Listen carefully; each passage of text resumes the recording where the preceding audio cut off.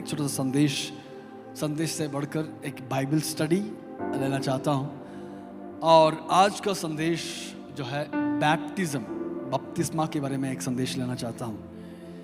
तो इसके आधार के लिए मेरे आज जो पद्यांश मैंने चुना हूँ वो है प्रेरितों की किताब 8वें अध्याय 29 से लेकर के 39 तक हम पढ़ेंगे। Acts 8:29 through 39। अगर आप वचन लिए हैं, बाइबल लिए हैं, तो आप मेरे साथ पढ़ सकते हैं और बहन हमारे लिए पढ़ के सुनाएंगे। तब आत्मा ने फिलिपुस से कहा, निकट जाकर उस रथ के साथ हो ले। फिलिपुस उसकी ओर दौड़ा और यशाया भविष्यद्वक्ता की पुस्तक पढ़ते हुए सुना और पूछा, तू जो पढ़ रहा है क्या उसे समझता भी है? उसने कहा, जब तक कोई मुझे न समझाए तो मैं कैसे समझूं? और उसने फिलिपुस से विनती की कि वह चढ़कर उसके पास बैठे। पवित्र शास्त्र का जो अध्याय वह पढ़ रहा था वह यह था, वह भेड़ के समान वध होने को पहुंचाया गया और जैसे मेमना अपने ऊन कतराने वालों के सामने चुपचाप रहता है, वैसे ही उसने भी अपना मुंह न खोला। उसकी दीनता में उसका न्याय नहीं होने पाया। उसके समय के लोगों का वर्णन कौन करेगा? क्योंकि पृथ्वी से उसका प्राण उठा लिया जाता है। इस पर खोजे ने फिलिपुस से पूछा, मैं तुझसे विनती करता हूँ, यह बता कि भविष्यद्वक्ता यह किसके विषय में कहता है, अपने या किसी दूसरे के विषय में? तब फिलिपुस ने अपना मुंह खोला और इस शास्त्र से आरंभ करके उसे यीशु का सुसमाचार सुनाया। मार्ग में चलते चलते वे किसी जल की जगह पहुँचे। तब खोजे ने कहा, देख यहाँ जल है, अब मुझे बपतिस्मा लेने से क्या रोक है? फिलिपुस ने कहा, यदि तू सारे मन से विश्वास करता है तो ले सकता है। उसने उत्तर दिया, मैं विश्वास करता हूँ कि यीशु मसीह परमेश्वर का पुत्र है। तब उसने रथ खड़ा करने की आज्ञा दी और फिलिपुस और खोजा दोनों जल में उतर पड़े और उसने खोजा को बपतिस्मा दिया। जब वे जल में से निकल ऊपर आए तो प्रभु का आत्मा फिलिपुस से उठा ले गया और खोजे ने उसे फिर ना देखा और वह आनंद करता हुआ अपने मार्ग पर चला गया। आज मैं इस भाग से एक बाइबल स्टडी और बपतिस्मा के बारे में कुछ विवरण आपको सामने रखना चाहता हूँ। अगर आप ध्यान से देखेंगे, ये एक व्यक्ति कौन है? ये कुश नामक एक राज्य, एक देश जो अफ्रीका में है, जिसको आज हम कहते हैं इथियोपिया। अगर आप इंग्लिश बाइबल रेफर कर रहे हैं तो उधर जो लिखा हुआ शब्द जो है वो इथियोपिया है। तो इथियोपिया के रानी की एक ट्रेजरर, फिनेंस मिनिस्टर, वो यरूशलेम में प्रभु की भवन में आराधना करने के लिए आ रहे थे। तो इतनी लंबी सफर है, अफ्रीका से इजराइल तक पहुंचना है। आज के समान यूट्यूब नहीं है, मोबाइल नहीं है, किसी और एंटरटेनमेंट करने के लिए कुछ और सुविधा नहीं है। परंतु इस व्यक्ति और किसी विषय में अपना मन हटाए बिना वो अपने परमेश्वर की वचनों को मनन करने के लिए चाहते थे और कर रहे थे। और इस व्यक्ति जैसे पढ़ रहे थे तो इसका श्रद्धा, इसकी जो भक्ति देखकर परमेश्वर ने, पवित्र आत्मा ने अपने भक्त फिलिपुस को, जो इवेंजलिस्ट है, उस सेवक को उनके तरफ भेजे। आत्मा ने उनको उठा के ले गए और उनसे वार्तालाप करने के लिए प्रभु उनसे कह रहे हैं। तो यही है आज का पृष्ठ, जो बैकग्राउंड। अब हम देखेंगे ध्यान से कि वो वचन क्या है। जैसे ही वो उनके निकट चले गए, 29वीं आयत अगर आप पढ़ेंगे तो लिखा है, निकट जाकर इस रथ के साथ हो ले। फिलिपुस उसकी और दौड़ा और उस यशायाह भविष्यद्वक्ता की पुस्तक पढ़ते हुए सुना और पूछा, तू जो पढ़ रहा है क्या उसे समझता भी है? अगर आप ध्यान से देखेंगे, अक्सर मेरा एक आदत है कि बाइबल मन में पढ़, परंतु इस खोजा जो कर रहे हैं, आवाज उठा के वचन पढ़ रहे हैं, इतना तक पढ़ रहे हैं कि जो रथ के बाहर जो चल रहे हैं वो भी समझ जाए, वो भी सुन पाए। तो यशायाह भविष्यद्वक्ता की पुस्तक पढ़ते हुए सुना और पूछा, तू जो पढ़ रहा है क्या उसे समझता भी है? उसने कहा, जब तक कोई मुझे ना समझाए तो मैं कैसे समझूं? और उसने फिलिप्पुस से विनती की कि वह चढ़कर उसके पास बैठे। पवित्र शास्त्र का जो अध्याय वह पढ़ रहा था वह यह था। तो यशायाह नबी के उस वचनों को वो मनन करते हुए हम देख पाएंगे। अब आइए 35वीं आयत में। तब फिलिप्पुस ने अपना मुंह खोला और इसी शास्त्र से आरंभ करके उसे यीशु की सुसमाचार सुनाया। जब उसके विवरण देने लगे तो आप ध्यान से सुनिएगा, उस वचनों को विवरण देते हुए और थोड़ा अच्छी तरह समझा रहे थे। तो समझाते हुए पुराने नियम की यशायाह नबी की किताब से जो समझा रहे हैं, उस बात को समझाते हुए यीशु मसीह की सुसमाचार बताते हुए हम देख पाएंगे। उसमें देखा है कि इसी शास्त्र यानी यशायाह नबी के उन वचनों को आरंभ करके उसे यीशु की सुसमाचार सुनाया। यीशु की सुसमाचार सुनाया, बस उतना ही लिखा है। अब अगला देखिए, मार्ग में चलते चलते वे किसी जल की जगह पहुंचे। तब खोजे ने कहा, देख यहां जल है, अब मुझे बपतिस्मा लेने में क्या रोक है? अब ध्यान से सुनिएगा, उनकी वार्तालाप में क्या सिखाए थे, क्या बता रहे थे? यीशु मसीह की सुसमाचार बता रहे थे। और जैसे ही सुसमाचार सुन रहे थे तो जल देखे तो खोजे पूछ रहे, भाई जल तो इधर है, अब बपतिस्मा लेने की मुझे क्या रोक है? यानी उस सुसमाचार में जुड़ा हुआ अखंड एक चीज, एक बात यह है कि सुसमाचार में वो तब ही पूरा होगा जब बपतिस्मा के बारे में हम बताएंगे। यीशु मसीह की सुसमाचार यीशु को चुराने वाला है, यीशु को उद्धार देने वाला है, उसी में सीमित नहीं रहना है, परंतु सुसमाचार में बपतिस्मा तक उस व्यक्ति को ले आने के लिए हमारी पूरी परिश्रम होना बहुत जरूरी है। देखिए, समझ रहे हैं कि उन्होंने सुसमाचार बताया, सुसमाचार बता रहे थे और जैसे ही जल देके तो बता रहे, भाई मेरा बपतिस्मा मुझे चाहिए, मुझे बपतिस्मा मुझे होना है। तो उस सुसमाचार की भाग है वो बपतिस्मा। अब 37वीं आयत देखिएगा। फिलिप्पुस ने कहा, यदि तू सारे मन से विश्वास करता है तो ले सकता है। बपतिस्मा लेने के लिए हर कोई बपतिस्मा नहीं ले सकते हैं। बपतिस्मा लेने के लिए, बपतिस्मा लेने की मकसद क्या है?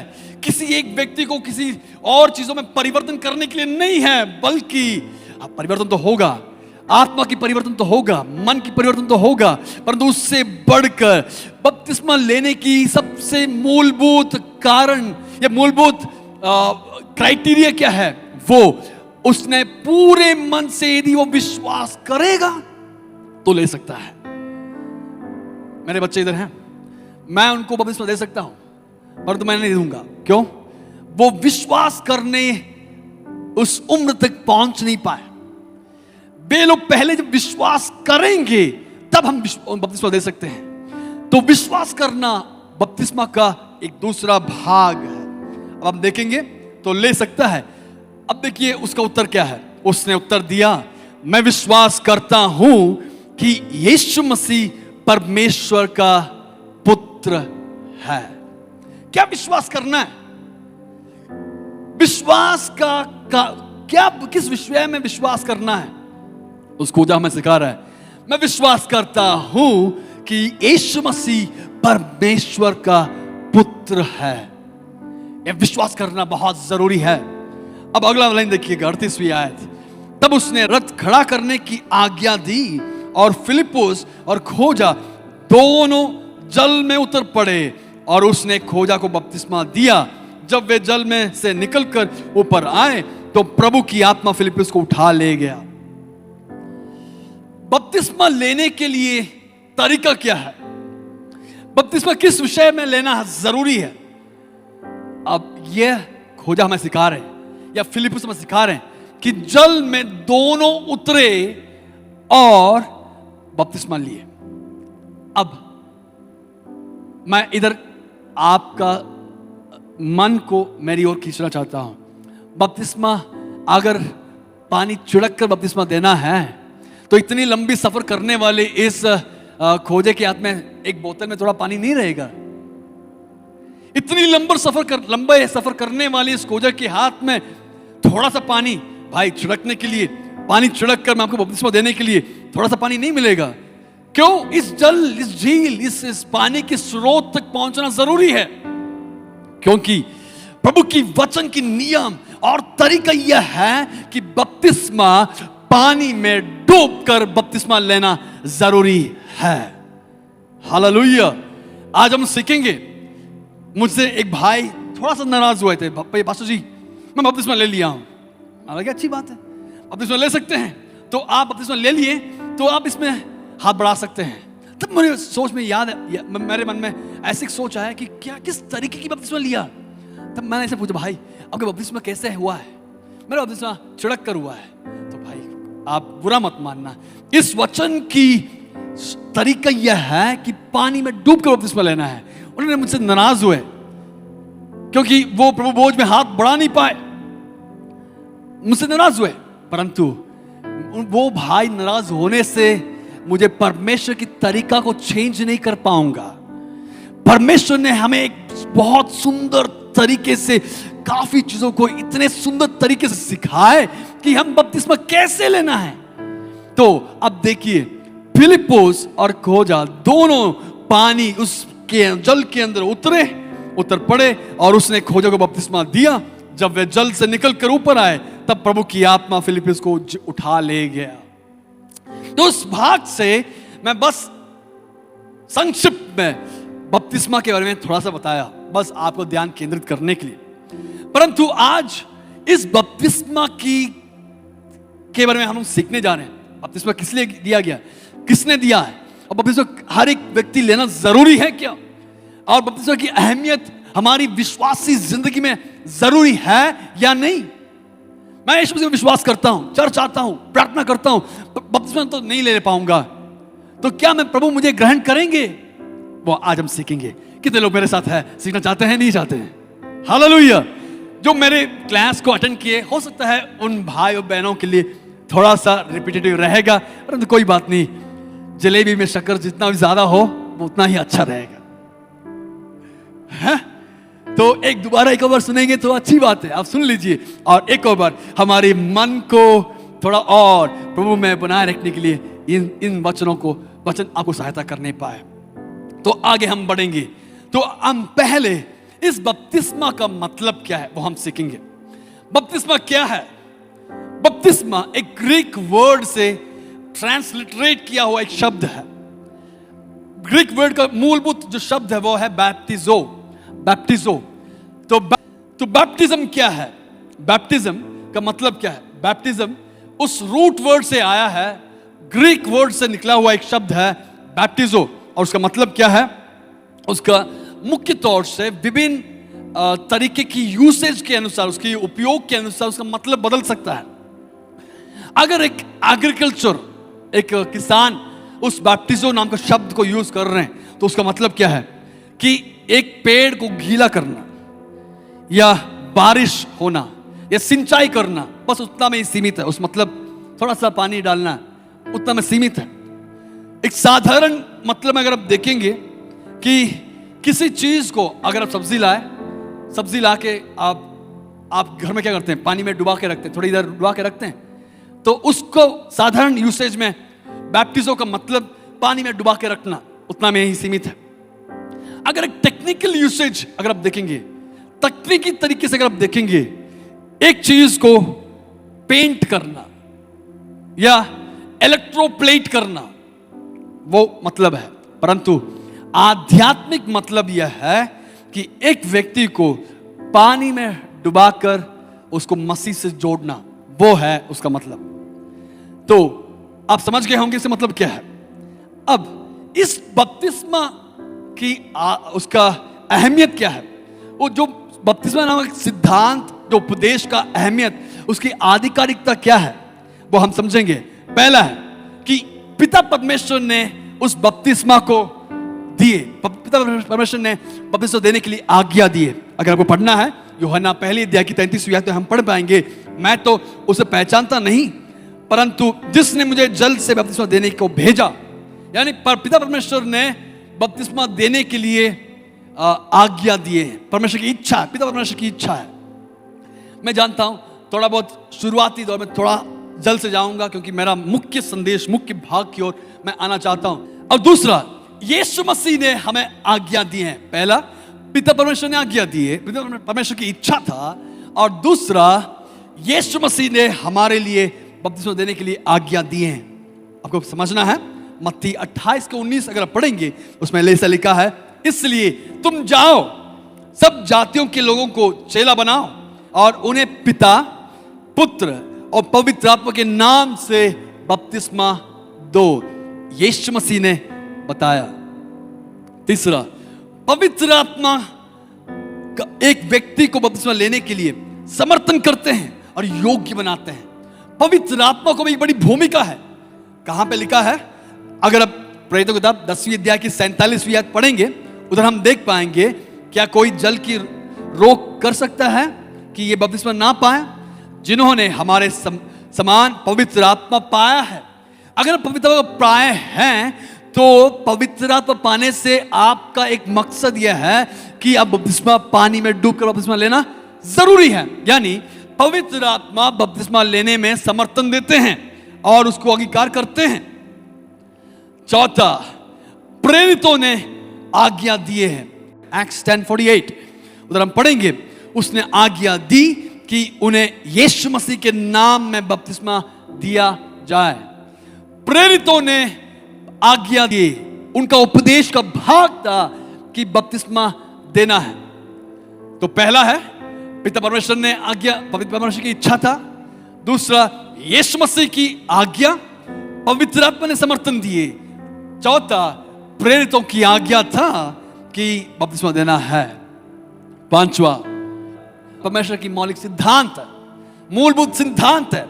इब्रानी किताब 6 अध्याय की पहली आयत, Hebrews 6:1 उसमें से लिखा है, इसलिए आओ मसीह की शिक्षा का आरंभ की बातों को छोड़कर हम सिद्धता की ओर आगे बढ़ते जाए, मरे हुए कामों में मन फिराने और परमेश्वर के विश्वास करने और बपतिस्मा और हाथ रखने।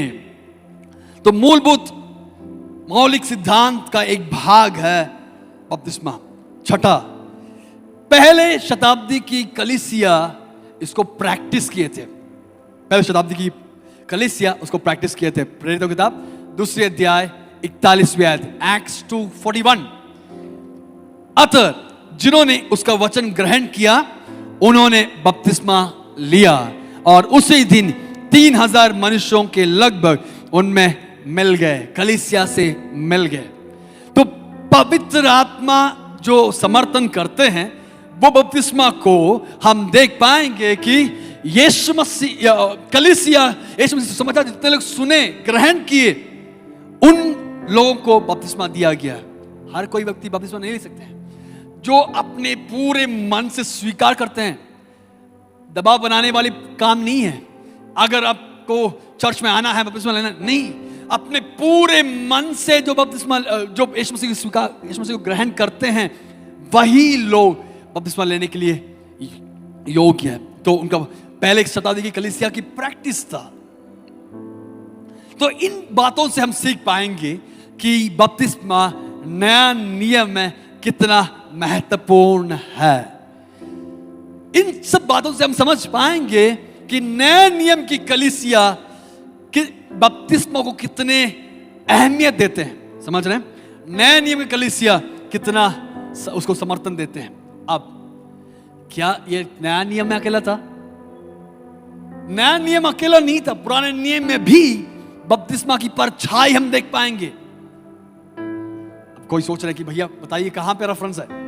अगर वो समझना है, पहले कुरिन्थी 10 का पहले 2 आयतों को पढ़ेंगे तो हम देख पाएंगे कि हे भाइयों, मैं नहीं चाहता कि तुम इस बात से अनजान रहो कि हमारे सब बाप दादे बादल के नीचे थे और सब के सब समुद्र से के बीच से पार हो गए और सब ने बादल में और समुद्र में मूसा की बपतिस्मा लिया।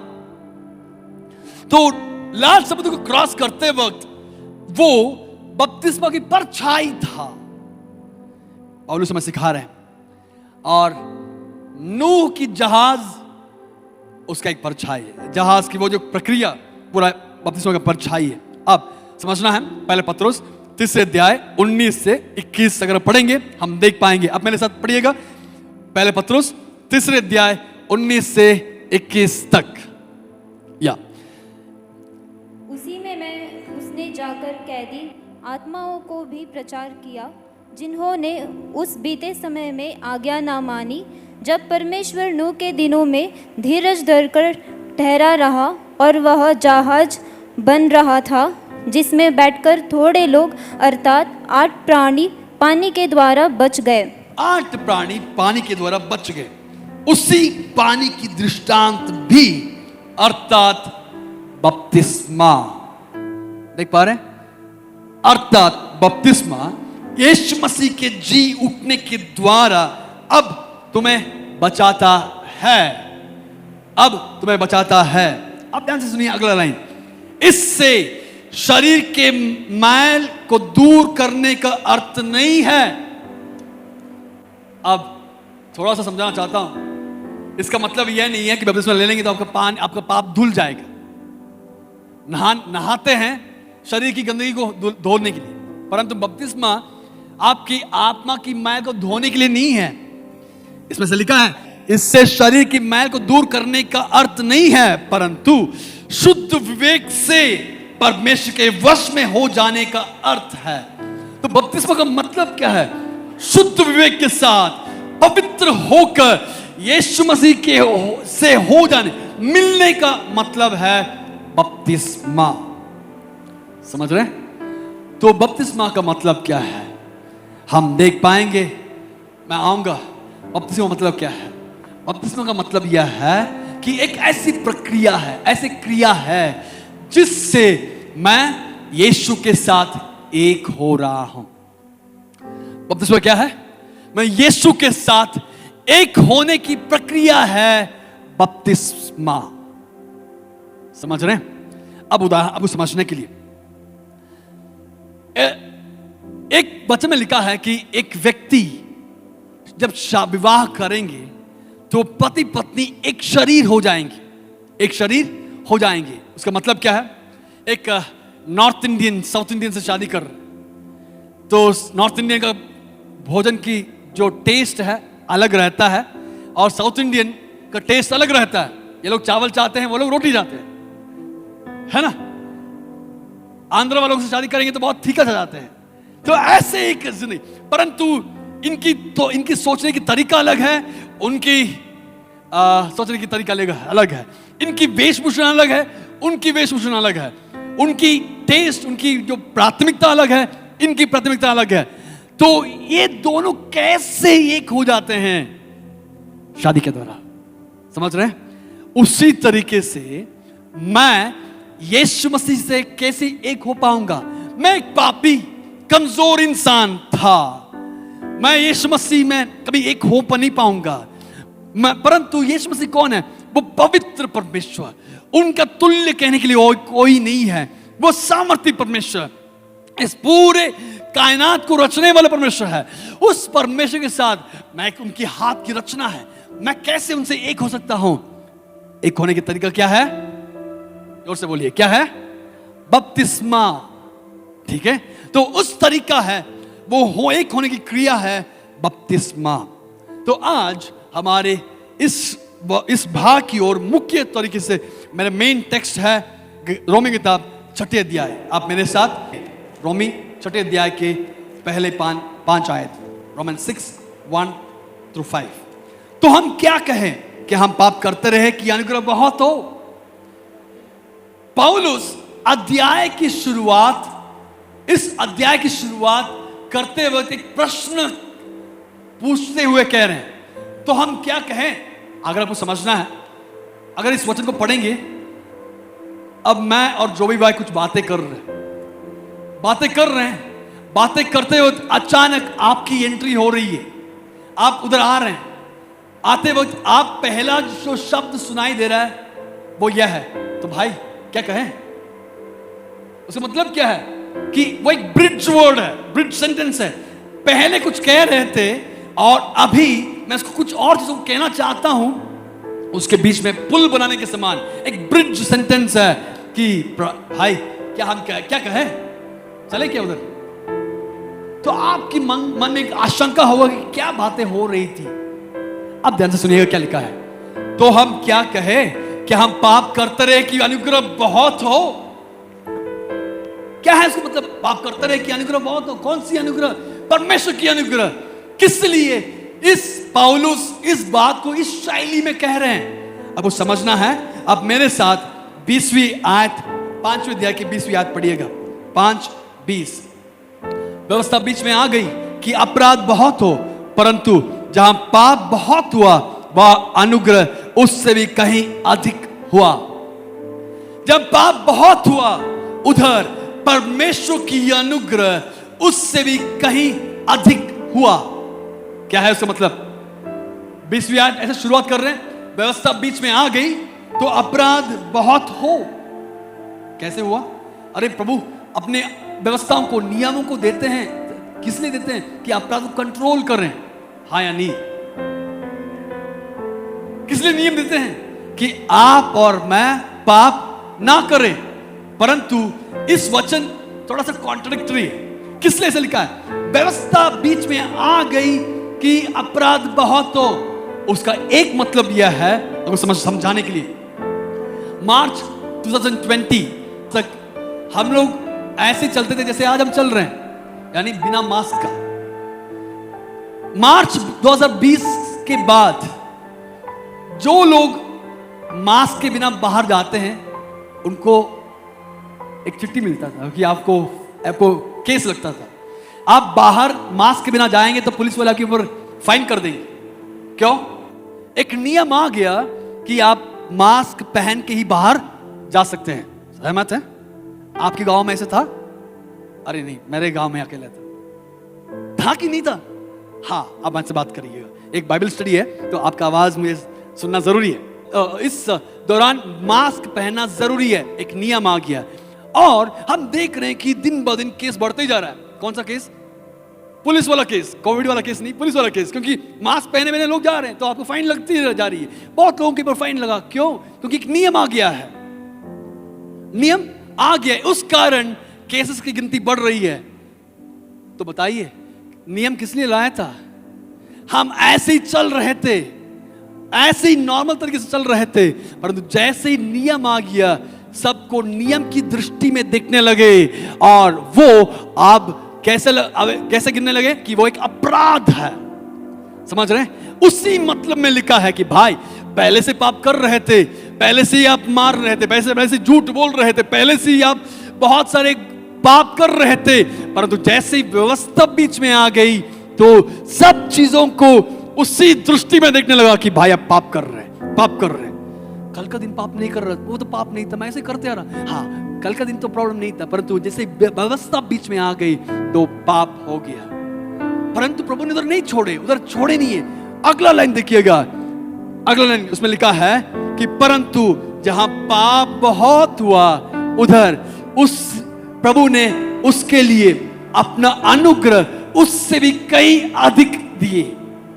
यानी आपको समझने के लिए, पाप की मेजरमेंट यूनिट नहीं है, परंतु आपको समझने के लिए मान के चलिएगा कि मैं 1 यूनिट का पाप कर रहा हूं, 1 यूनिट का पाप कर रहा हूं, तो इस वचन के आधार पर अगर हम समझेंगे तो प्रभु कितना यूनिट का अनुग्रह देंगे? 2 यूनिट का अनुग्रह देंगे।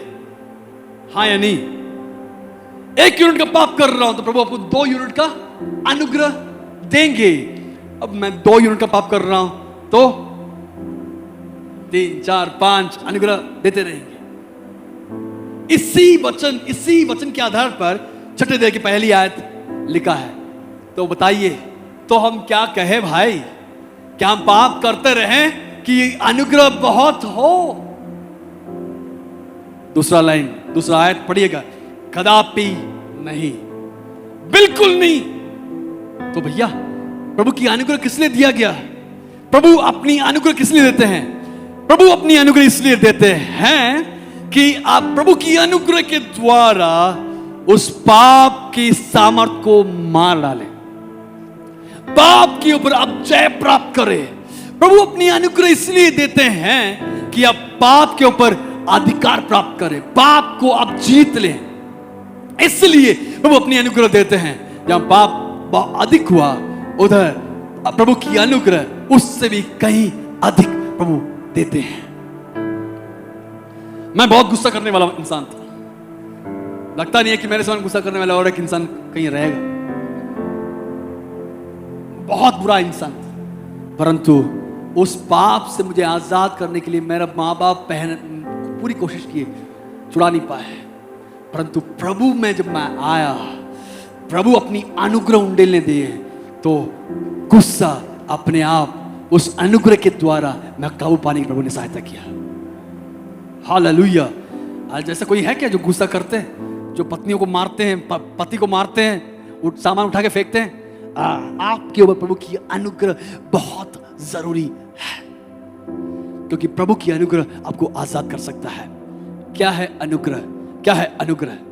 अनुग्रह इंग्लिश में जो वर्ड लिखा है ग्रेस, और ग्रेस का मतलब क्या है, उसका तुलनात्मक एक शब्द मैं बताना चाहता हूं, ग्रेस मार्क। आप लोग सुने होंगे स्कूल में ग्रेस मार्क्स। पास होने के लिए 35 मार्क चाहिए, परंतु इस बच्चा लिखा है बस 33 मार्क का, और टीचर देखा कि अरे भाई ये तो सब विषय पास कर चुका है, इसी एक विषय में अटका हुआ है, अब इस 2 मार्क के चक्कर में इसका पूरा साल नष्ट हो जाएगा। तो टीचर ने, उस अध्यापक ने देखा कि कहीं 1-2 मार्क डाल सकते हैं, पर तो लिखा ही 33 मार्क का, अब कहां से दे? तो टीचर क्या करते हैं, उस 33 के बगल में +2 GM डाल के प्रमोट कर देते हैं। इस बच्चा उस 2 मार्क की योग्य नहीं था। इस बच्चा उस 2 मार्क पाने के लिए उसकी योग्यता तो नहीं था, परंतु टीचर की करुणा के कारण, उस अध्यापक के उस करुणा के कारण उसको 2 मार्क मिला, और अगले कक्षा में जाने के लिए उसको एक पुश, एक अधिकार, उसको एक स्थान, उसको प्रमोशन मिल चुका है। उसी तरीके से आज मैं आपसे कहना चाहता हूं, आप और मैं प्रभु की उस असीम सानिध्य, उस असीम आशीषों को प्राप्त करने के लिए हम लोग योग्य नहीं है, परंतु यीशु मसीह अपना अनुग्रह दिए ताकि हमारी अयोग्यता में परमेश्वर आपको योग्य ठहराकर आपको परमेश्वर की उस पूरे आशीषों का हम वारिस और संगी वारिस होने के लिए प्रभु हमें सहायता किए हैं। हालेलुया। हम किसी भी हालात में यीशु के साथ एक होने की योग्यता हमारे अंदर नहीं है, परंतु यीशु मसीह अपनी अनुग्रह हमारे अंदर उंडेले ताकि हमारी अयोग्यता को छिपा दे और हम यीशु के साथ एक होने के लिए हम योग्य बन जाए। हालेलुया। मैं कहना चाहता हूं, मैं तो धन्य हूं, मैं तो बहुत धन्य हूं। मेरे साथ कितने लोग बोल रहे हैं मैं धन्य हूं, मैं धन्य हूं। क्यों? मैं योग्य नहीं था, परंतु परमेश्वर ने मुझे इस योग्य बनाया कि मैं यीशु के साथ एक हो पाऊं। कमजोरियां हर एक व्यक्तियों के अंदर है, परंतु आज मैं आपसे कहना चाहता हूं, कमजोरियां हर एक व्यक्तियों के अंदर रहेगा, परंतु यीशु की सामर्थ्य से, यीशु के अनुग्रह से उन कमजोरियों को आपने एक मनुष्य हर एक दिन जीतना अनिवार्य है। अब आइए दूसरे आयत। कदापि नहीं, हम जब पाप के लिए मर गए तो फिर आगे को उसमें कैसे जीवन बिताएं। हम जो पाप के लिए मर गए तो उसमें आगे को कैसे जीवन बिताएं। हिंदी में अगर पढ़ेंगे पाप के लिए मर गए, इंग्लिश में अगर पढ़ेंगे डेड टू सिन, इसका मतलब यह नहीं है कि पाप में मर गए।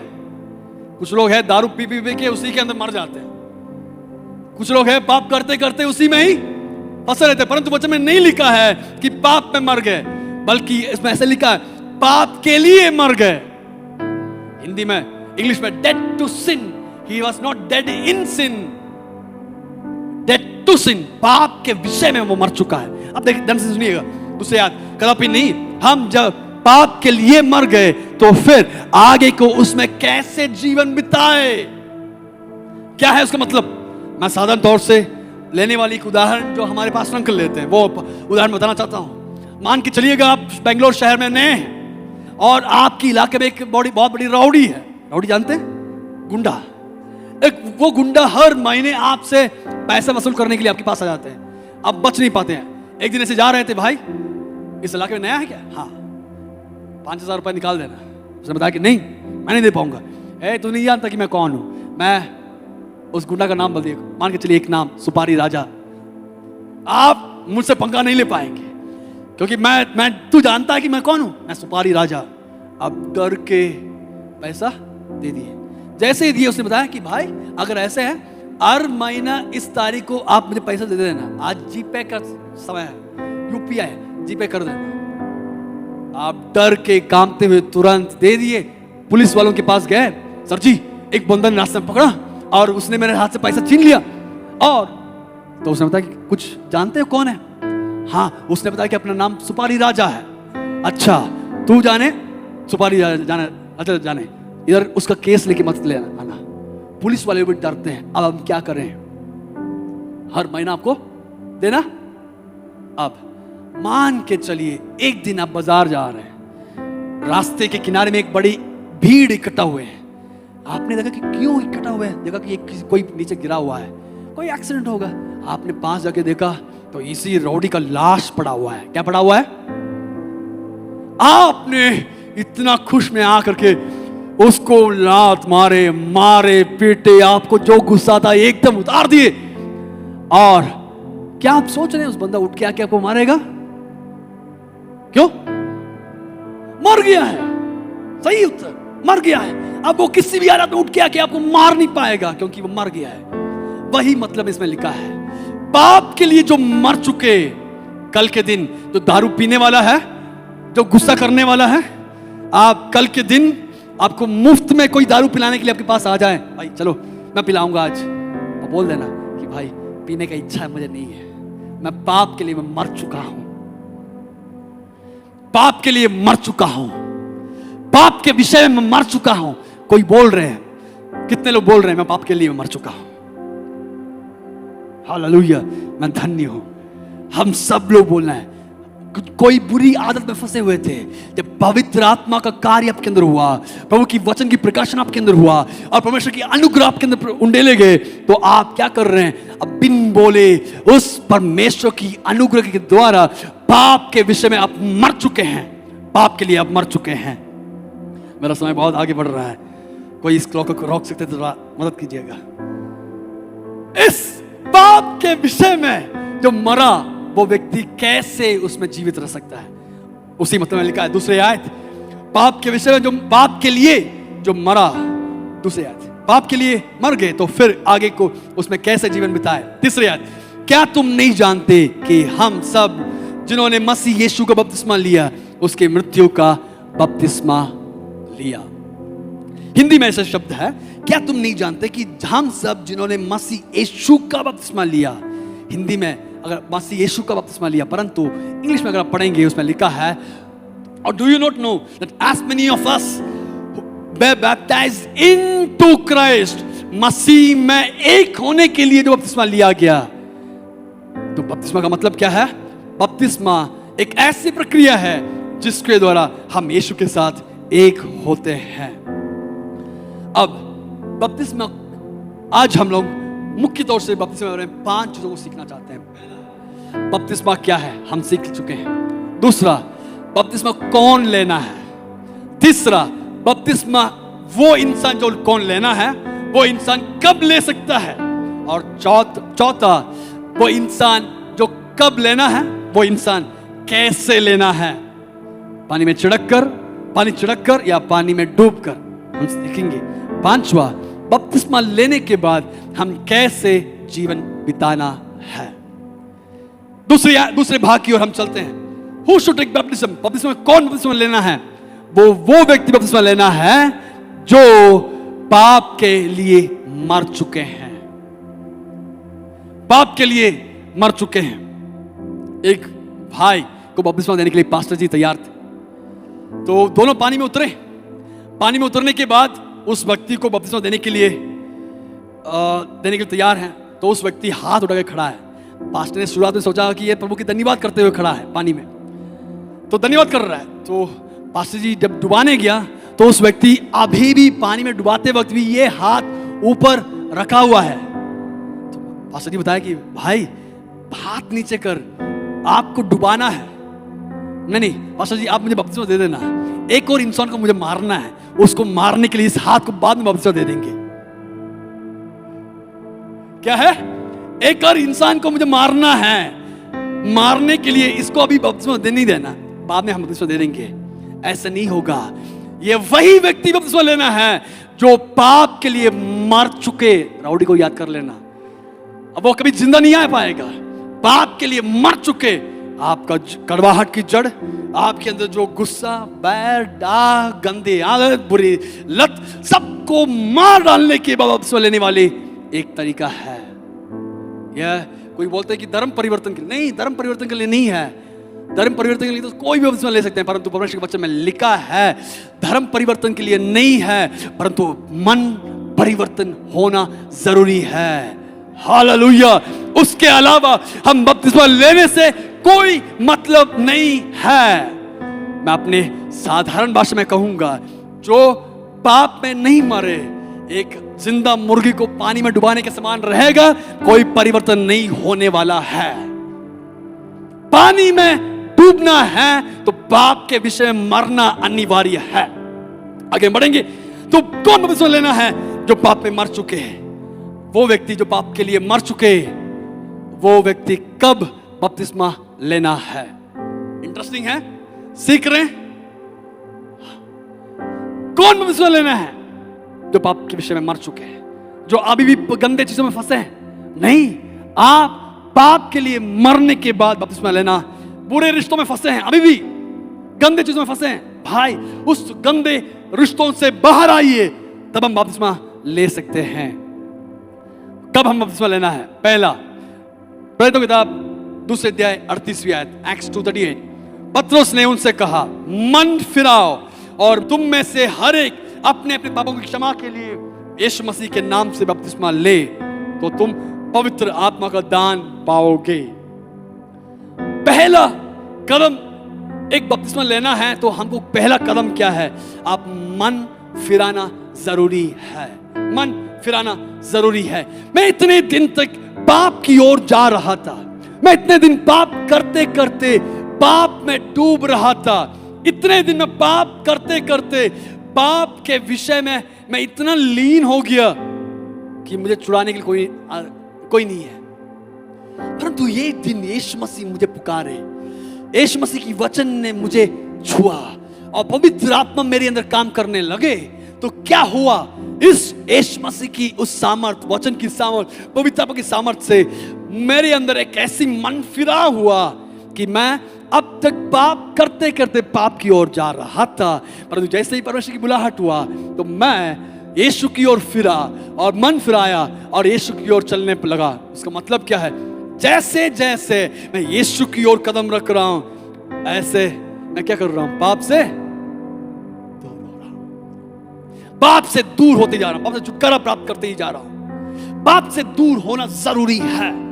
तो रिपेंटेंस, मन फिराओ, उसमें 2 भाग है। पहला है कि आप अपने पाप का पहचान, एहसास होना जरूरी है। आप कौन सी पाप कर रहे हैं, उस पापों के लिए यीशु से आप माफी मांगना जरूरी है।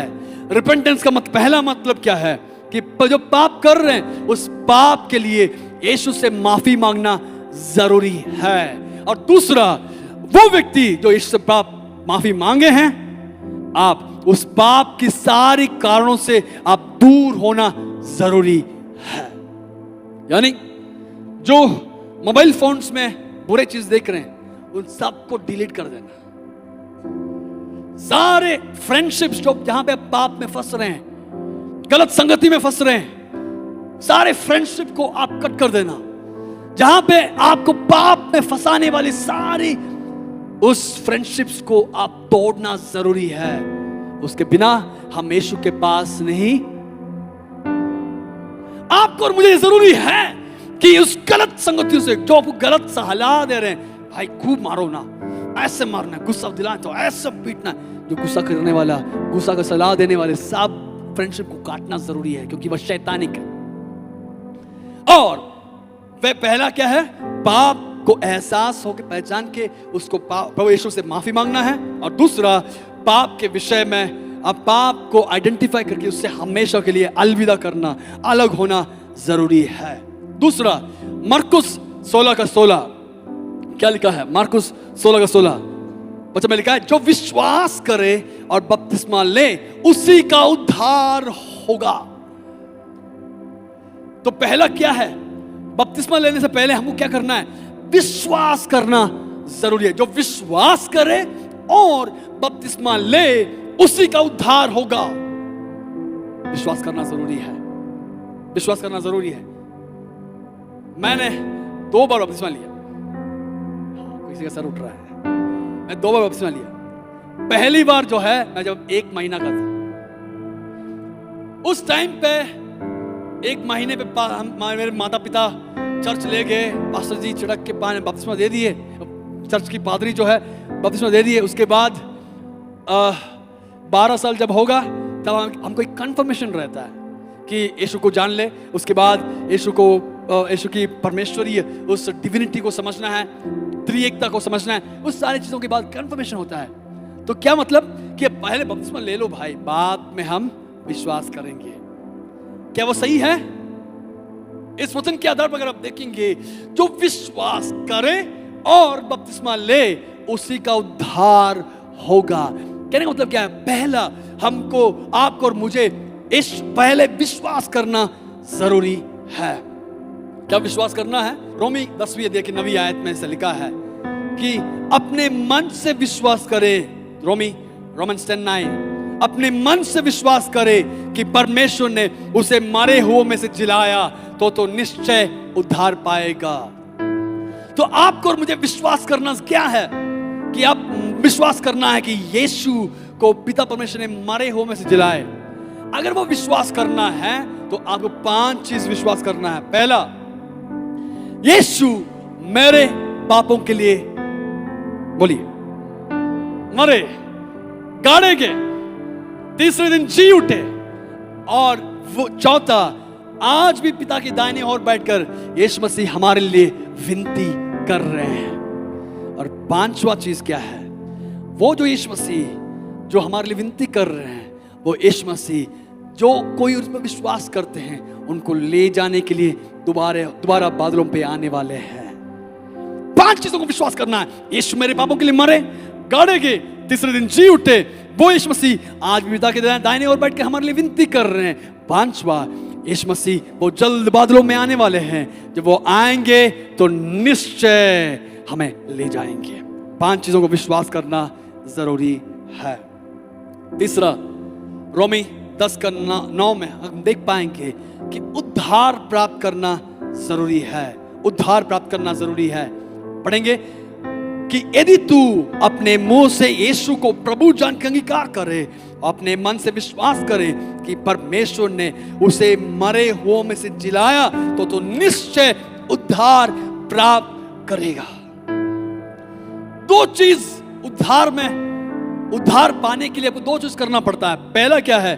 अपने मुंह से यीशु को प्रभु जानकर अंगीकार करना जरूरी है। यीशु को प्रभु जानकर अपने मुंह से अंगीकार करना जरूरी है।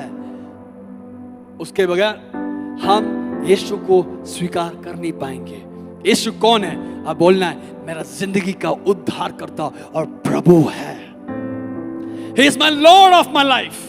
इसलिए हर कोई व्यक्ति जो यीशु के लिए अपना जिंदगी समर्पण करते हैं, उनके लिए हम लोग एक प्रार्थना बोलते हैं। वो प्रार्थना आप मेरे पीछे दोहराते हैं। और उस प्रार्थना में क्या लिखा है? क्या बोलते हैं कि यीशु मसीह, हम पापी हैं, आपके लहू से मुझे धोकर पवित्र कीजिए। आज से हम ये स्वीकार करते हैं कि आप हमारी जिंदगी का प्रभु, उद्धार करता, परमेश्वर जानकर हम स्वीकार करते हैं। प्रभु, आज आप मुझे अपना बेटा बनाइए।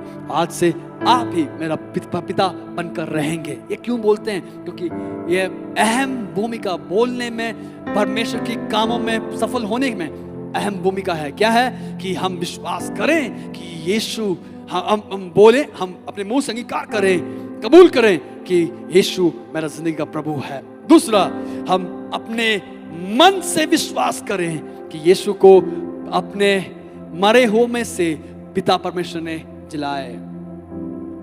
तो समझ रहे हैं, पहला कौन कब बपतिस्मा लेना है?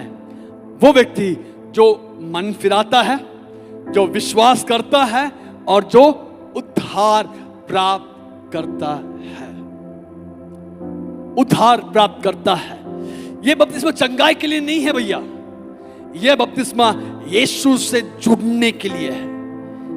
यह दबाव से नहीं बनती है, यह तब ही होता है जब हम अपने मन से, पूरे दिल से यदि आप विश्वास करें, तब आप बपतिस्मा ले सकते हैं। समझ रहे हैं? बपतिस्मा दबाव से नहीं रहेगा। तो अगला, हम बपतिस्मा कैसे लेना है? कैसे हम बपतिस्मा लेना है? अगर आप मेरे साथ छठे अध्याय, रोमी छठे अध्याय 3 और 4 आयत अगर आप मिलकर पढ़ेंगे, मैं उसे समझाना चाहता हूं। क्या तुम नहीं जानते कि हम सब जिन्होंने मसीह यीशु का बपतिस्मा लिया, उसकी मृत्यु का बपतिस्मा लिया, अतः उस मृत्यु का बपतिस्मा पाने से हम उसके साथ गाड़े गए, ताकि जैसे पिता की महिमा के द्वारा मरे हुओं में से जिलाया गया, वैसे ही हम भी नए जीवन की सी चाल चले। अब मैं बपतिस्मा लेने जा रहा हूं, मान के चलिएगा मैं अब बपतिस्मा लेने जा रहा हूं, या बपतिस्मा पाने जा रहा हूं। तो बपतिस्मा लेने से पहले मेरी हालात क्या है? मेरी हालात क्या है? मेरी हालात, पाप के लिए मैं मर चुका हूं। सही है? एक जगह पर मैं, जो मेरे पापों के लिए मैं मर चुका हूं, और दूसरा, यीशु मसीह कैसे मरे, किस लिए मरे? बोलिए। मेरे पापों के लिए। थोड़ा स्वार्थी हो जाएगी, कोई बात नहीं। मेरे पापों के लिए यीशु मसीह मरे, है ना? मैं मेरे पापों के लिए मैंने मरा हूं, यीशु मसीह भी मेरे पापों के लिए मरे। और हम विश्वास करते हैं, मरे हुओं को जिला गाड़ते हैं, तो यीशु मसीह गाड़े गए। कैसे कैसे गाड़ते हैं? आपके गांव में कैसे गाड़ते हैं? एक लाश पड़ा है, थोड़ा सा मिट्टी ले लिए, डाल दिए, चले आगे, चले आए क्या? फिर कैसे गाड़ते हैं? गड्ढा खोदते हैं और उस लाश को रखते हैं।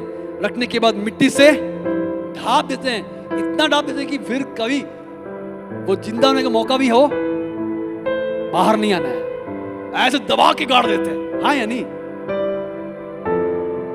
हाँ, ऐसे ही है कि बपतिस्मा हम कैसे लेना है। मैं अपने पाप के लिए मरा हूं, यीशु मसीह भी मेरे पापों के लिए मरे। अब यीशु मसीह को क्या किया गया? गाड़े गए। अब हम देखेंगे क्या लिखा है। यीशु की बपतिस्मा लिया, उसकी मृत्यु को बपतिस्मा लिया। अब देखिए, अतः उस मृत्यु का बपतिस्मा पाने से हम उसके साथ गाड़े गए। हम उसके साथ गाड़े गए। तो हम इस वचन से हम देख पाएंगे, हम उसके साथ गाड़े गए। कैसे? इस चीज को दर्शाने के लिए ही हम पानी में उस व्यक्ति को डुबाते हैं। इस चीज को दर्शाने के लिए ही हम पानी में उस व्यक्ति को डुबाते हैं। आपको याद है? ऐसा नहीं होगा। एक हाथ ऊपर रख के बपतिस्मा हम नहीं दे पाएंगे। बपतिस्मा देना है तो उसको पूरी तौर से डुबाना जरूरी है। मैंने एक माताजी को झील में, उस दिन हम बपतिस्मा दे रहे थे, मैंने उस माताजी को 5 बार डुबाया। क्यों? बूढ़ी माँ है। उस माँ जैसे पानी के अंदर आ रहे तो ठंड के कारण डूब नहीं पा रहे। लास्ट में मेरे साथ एक पास्टर जी थे, हम दोनों मिलकर उस अम्मा को हम पानी में कस के डुबाए, उठाए। क्यों? आप देखिए उस अम्मा जी की दशा क्या है, दबा के, क्योंकि वचन में लिखा है उनको गाड़ना जरूरी है। अगर नहीं गाड़े, कल के दिन बास मारेगा। उस पुराने इंसान जो हम आज गीत में गाए थे, उस पुराने इंसान को हम हमेशा के लिए मिटा रहे हैं। पुरानी जूनी को उस दिन मैंने गाड़ दिया, परमेश्वर के नाम से मैंने गाड़ दिया। आज इस साल में 25 साल मैं खत्म कर चुका हूं। सेवका में आकर 25 साल हो गए। उस समय से मैं सेवका में हूं 25 साल। प्रभु की अनुग्रह है, प्रभु की कृपा है। मेरी खूबियत नहीं, प्रभु की अनुग्रह था कि मैं आज तक इधर रहा। परमेश्वर की सहायता हमारे साथ रहा। आज मैं आपसे कहना चाहता हूँ, पुराने इंसान को जो कोई गाड़े नहीं, आप कृपया गाड़ने की कोशिश करिए, नहीं तो बास मारेगा। कलीसिया वाले लोग आके गाड़ना पड़ेगा, उससे पहले अच्छा आप उसको पूरी तौर से गाड़ दे, ताकि हम लोग नए जीवन की चाल चलना जरूरी है। हालेलुया। सीख रहे हैं, कुछ सीख रहे हैं जी। तो हमको पुराने इंसान को गाड़ना जरूरी है। मेरा आखिरी विषय की ओर आना चाहता हूं। हम बपतिस्मा, आप लोग सीख लिए होंगे कि बपतिस्मा कैसे लेना है, पानी में डुबाकर बपतिस्मा देना जरूरी है। आखिरी विषय, हम बपतिस्मा लेने के बाद हम कैसे जीवित रहना है, कैसे जीवन बिताना है। इधर ही हम सब लोग ठोकर खाते हैं, इसी विषय में हम लोग सब लोग ठोकर खाते हैं। क्यों?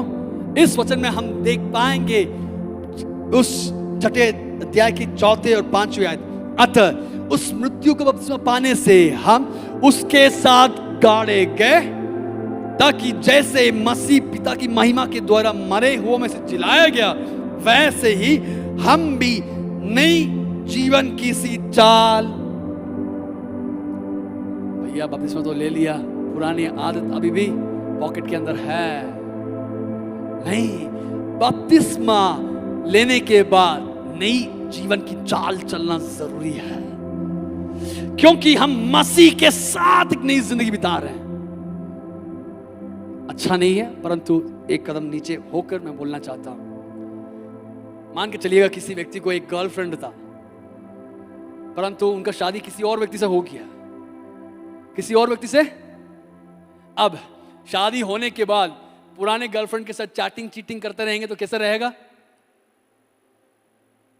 कैसे रहेगा भाई? अच्छा रहेगा? घर के अंदर इतना वो मूवी इधर ही बन जाएगा, समझ रहे हैं? नहीं, वो रिश्ता को हमेशा के लिए अलविदा करना जरूरी है। उसी मतलब में लिखा है कि भाई पुरानी जिंदगी और नई जिंदगी साथ में नहीं चलेगा। आपको और मुझे कैसे जीवन बिताना है, पानी में डूबकर बपतिस्मा लिए तो उसका मतलब यह है कि पुरानी जिंदगी को हमेशा के लिए खत्म करो और नई जिंदगी यीशु के साथ हम सब लोग जीना अनिवार्य है। हालेलुया। पास्टर जी उस दिन किसी के दबाव में आकर के मैं बपतिस्मा ले लिया, अच्छी बात है, दबाव में आ गया, परंतु वो प्रभु मानते नहीं है। आपको और मुझे बपतिस्मा लिए तो परमेश्वर की चाल चलन जीना जरूरी है। नई जीवन शैली, नई वेशभूषण, नई रहन सहन, नई तरीके की जिंदगी हम सब के अंदर होना जरूरी है। 2 नाव में पैर रखेंगे, पानी में डूब जाएंगे। यीशु के साथ जिंदगी बिताइए, यीशु के साथ जी रहे हैं तो आपको किसी और पुराने आदतों में नहीं जा पा सकते हैं। तो बपतिस्मा कैसे लेना है? पानी में चिड़क कर वाली बपतिस्मा नहीं है, बल्कि पानी में डूब कर बपतिस्मा लेना जरूरी है। हम लोग देखे थे ना शुरुआत में जो टेक्स्ट लिए थे, उस कोजा के ने उसके हाथ में थोड़ा सा पानी मिल सकता था, परंतु उस पानी को उपयोग नहीं किया, क्योंकि चिड़क कर वाली पानी बपतिस्मा नहीं है। पानी में डूब कर बपतिस्मा लेना जरूरी है।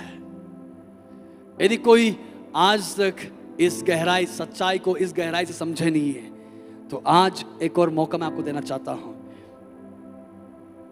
तो बपतिस्मा लेने के बाद हम कैसे जिंदगी बिताना है, नई जीवन की चाल चलना है। 2 कुरिन्थी 5:17, 2 Corinthians 5:17, इसमें ऐसे लिखा है, इसलिए यदि कोई मसीह में है तो वह नई सृष्टि है। हम मसीह में कैसे होते हैं? कैसे होते हैं हम मसीह में कैसे होते हैं? बहुत तरीका है, परंतु उसमें एक तरीका बपतिस्मा के द्वारा मसीह में एक होने के लिए करने वाली प्रक्रिया है बपतिस्मा। और मसीह में होने के लिए एक तरीका, एक कारण, बहुत सारे कारण वचन में होना है, परमेश्वर पवित्र में चलायमान होना है, आप हर दिन पवित्र जिंदगी जीना है, वो पूरा है। परंतु शुरुआती दौर में पहली कदम क्या है? आपको बपतिस्मा के द्वारा ही परमेश्वर यीशु मसीह में हो सकते हैं। अब कोई कह रहे हैं, भैया मैं इतने दिन से, इतने सालों से चर्च जा रहा हूं, मैं हर उपवास प्रार्थना में अटेंड करता हूं, क्या यीशु मसीह मुझे स्वीकार नहीं करेंगे? नहीं करेंगे। जब तक पानी में डूबकर यदि हम बपतिस्मा नहीं लिए तो आप यीशु मसीह में आप नहीं हो सकते हैं। आपको समझने के लिए यूहन्ना 3:5 आप मेरे साथ पढ़िएगा। यूहन्ना 3:5 में लिखा है, यीशु ने उत्तर दिया, मैं तुझसे सच सच कहता हूं, जब तक कोई मनुष्य जल और आत्मा से ना जन्मे तो वह परमेश्वर के राज्य में प्रवेश नहीं कर सकता है। जब तक हम पानी में जन्म नहीं लेंगे तब तक हम परमेश्वर के राज्य में प्रवेश नहीं कर पाएंगे। आपको और मुझे क्या जरूरी है? यीशु के साथ जीना है तो हमको यीशु के साथ जीने के लिए उनके साथ बपतिस्मा लेना जरूरी है। आमीन कहेंगे? हालेलुया। तो इसलिए यदि कोई मसीह यीशु में है तो वह नई सृष्टि है, पुरानी बातें बीत गई है, देखो सब बातें। गलातियों की किताब। तो आप कौन है? बपतिस्मा ले लिए तो आप नई सृष्टि है, आपको नई चाल चलना जरूरी है। गलाती 3:27, गैलेशियंस 3:27, उसमें ऐसे लिखा है, और तुम में से जितनों ने मसीह में बपतिस्मा लिया है उन्होंने मसीह को पहन लिया है। आप मुझे देख रहे हैं, आप मुझे देखते वक्त काला रंग का एक सूट दिखाई दे रहा है। मेरा शरीर दिखाई दे रहा है क्या? क्यों? उसके ऊपर मैंने पहन चुका हूं, कपड़ा पहना हूं। उसी तरीके से आप बपतिस्मा ले लिए, कान खोल के सुन लेना, जो बपतिस्मा ले लिए ना, मसीह यीशु को पहन लिए हैं। उसका मतलब यदि कोई आपको देखे, आपको दिखाई नहीं देना बल्कि आप में यीशु को दिखाई देना जरूरी है। कहने का मतलब क्या है? आपका चाल चलन मसीही स्वभाव का होना जरूरी है, मसीही रीति से होना जरूरी है। आपकी बोलचाल, चर्च के अंदर दूत और चर्च के बाहर भूत नहीं बनना है। आप मसीह को हमेशा पहने रहते हैं तो आप हर समय पर मसीह की गवाह ठहरना जरूरी है। आपकी बोलचाल, आपके रहन सहन, आपकी वेशभूषण, सब कुछ मसीही योग्यता में, मसीही मापदंड के अनुसार हमको जीना अनिवार्य है। मसीह को हम पहन लिए हैं। यदि कोई कह रहे हैं भैया मैं पाप कर लिया था, मैं गुस्सा कर लिया, मैं इधर लड़ाई किया था, मैं इधर गंदा गाली बोला हूँ, मैं इधर फलाने जगह पर मैं थोड़ा सा वो अच्छे चीज लड्डू खाने के लिए चला गया था, गलतियों में फंस गए, तो आज मन फिराइए, बताइए प्रभु हमसे गलती हो गई, आइंदा अनजाने में किए तो प्रभु आपको माफ कर सकते हैं। आपको आइंदा आप उन चीजों से अलग हो जाइए। परमेश्वर आपको आजाद करने के लिए यीशु मसीह इधर है। मैं इधर विराम देना चाहता हूँ। मैं आपके लिए एक वचन पढ़ के विराम देना चाहता हूँ। प्रेरितों की किताब 22:16, एक्ट्स 22:16। अब क्यों देर करता है?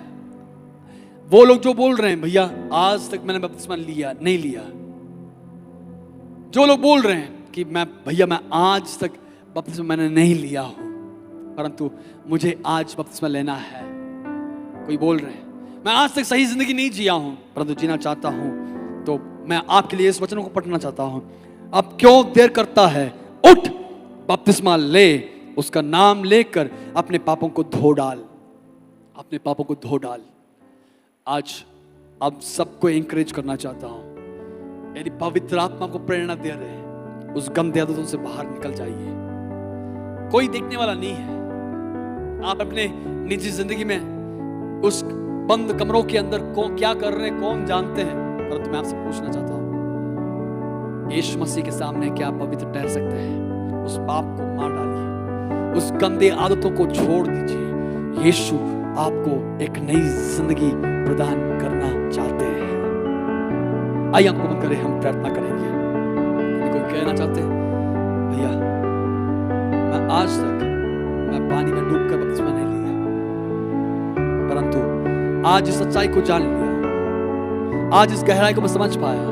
प्रभु मुझे एक सौभाग्य दे। कोई बोल रहे तो ये आज का समय आपका समय है। आपका जो कुछ है यीशु को दे देना, जो कुछ है यीशु को दे देना, यीशु को दे देना। अपने आप को समर्पण कर। जो पाप में फंसे हैं, जो गंदे चीजों में फंसे हैं, जो बुरे आदतों में फंसे हैं, मैं आपसे बोलना चाहता हूं भाई और बहन, आज उस पाप को मार डाल ताकि नई जिंदगी यीशु आपको प्रदान कर पाए। यीशु के साथ गाड़े जाना, यीशु के साथ जिंदगी बिताना, नई जीवन के चाल चलने के लिए, नई सृष्टि बनकर चलने के लिए, यीशु को पहनकर चलने के लिए आज आप और मैं तैयार हो जाइए। आज हम प्रार्थना करेंगे, सब आंखें बंद रहें और सब लोगों के मन से प्रार्थना करते वक्त ऐसे लोग जो कह रहे हैं मैं यीशु को ग्रहण करना चाहता हूँ, आप आवाज उठा के प्रार्थना कीजिए।